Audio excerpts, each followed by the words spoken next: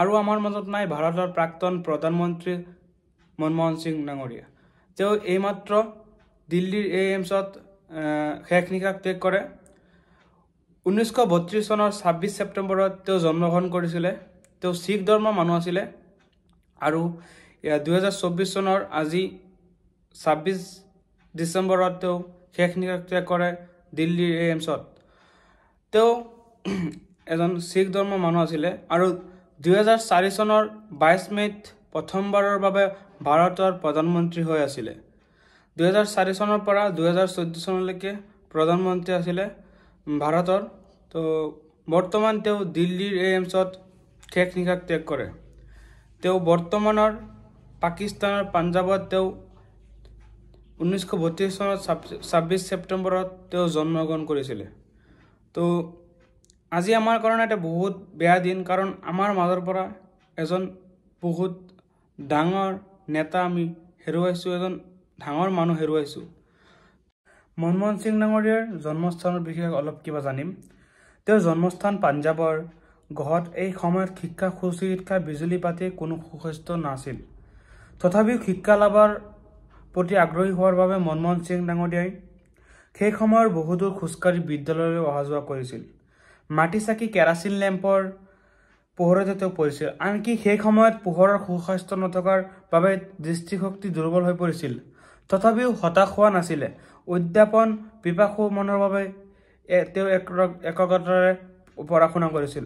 গুৰুত্বপূৰ্ণ যে 1947 চনৰ ভাৰত বিভাজনৰ সময়ত মনমোহন সিঙৰ পৰিয়াল পাকিস্তানৰ পৰা ভাৰতলৈ ঘূৰি আহিছিল। ভাৰতলৈ ঘূৰি আহি অমৃতসৰত থাকিবলৈ লৈছিল। মনমোহন সিঙৰ পৰিয়াল আৰু অমৃতসৰৰ হিন্দু কলেজত নামভৰ্তি কৰে। ইয়াৰ পৰৱৰ্তী সময়ত মনমোহন সিং পাঞ্জাৱ বিশ্ববিদ্যালয়ৰ পৰা স্নাতকোত্তৰ ডিগ্ৰী অৰ্জন কৰিছিল। ক্ৰমান্বয়ে 1952 চনত আৰু 1954 চনত ইয়াৰ পিছত কেম্ব্ৰিজ বিশ্ববিদ্যালয়ৰ পৰা 1957 চনত অৰ্থনীতি বিষয়ত হনাৰ্ছ ডিগ্ৰী ইন ইকনমিক্স লাভ কৰে। ইয়াৰ পৰৱৰ্তী সময়ত অক্সফৰ্ড ইউনিভাৰ্চিটিৰ পৰা অৰ্থনীতি PhD লাভ কৰে। 1962 চনত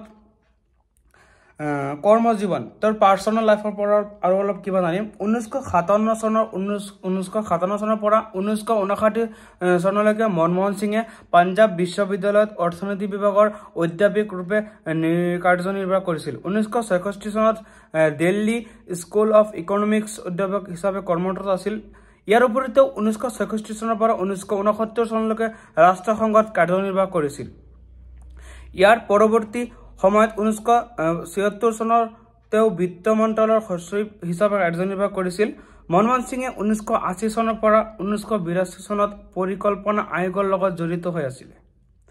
আনহাতে তেওঁ 1982 চনত প্ৰাক্তন বিত্তমন্ত্ৰী প্ৰণৱ মুখাৰ্জীৰ অধীনত ভাৰতীয় ৰিজাৰ্ভ বেংকৰ গভৰ্ণৰ হিচাপে নিযুক্ত হৈছিল।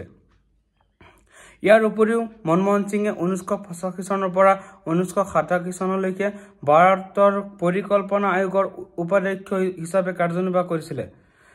1991 চনত তেওঁ ইউনিয়ন পাব্লিক ছাৰ্ভিচ কমিছনৰ অধ্যক্ষ হিচাপে দায়িত্বভাৰ গ্ৰহণ কৰাৰ লগতে বিশ্ববিদ্যালয় অনুদান আয়োগৰ অধ্যক্ষ হিচাপেও দায়িত্ব লাভ কৰিছিল।